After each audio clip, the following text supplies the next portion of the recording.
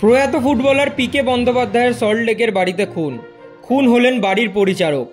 ড্রাইভারের সঙ্গে বচসার জেরে খুন বলে পুলিশের প্রাথমিক অনুমান। অভিযুক্ত গাড়ি চালককে গ্রেফতার করেছে পুলিশ।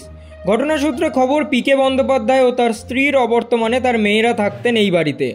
সেই বাড়িতেই শুক্রবার রাত 10:30 নাগাদ বাড়ির পরিচারকের রক্তাক্ত দেহ উদ্ধার করা হয়। বিধাননগর মিউনিসিপ্যাল হাসপাতালে নিয়ে যাওয়া হলে তাকে মৃত বলে ঘোষণা করা হয়।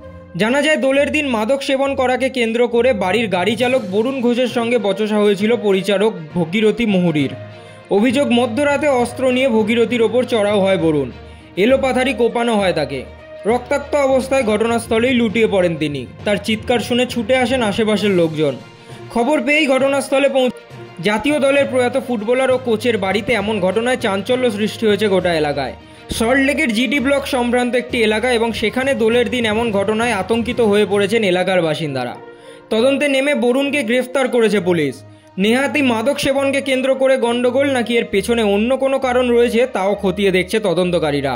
ধৃতকে শনিবার আদালতে তুলে হেফাজতে চেয়ে আবেদন করবে পুলিশ।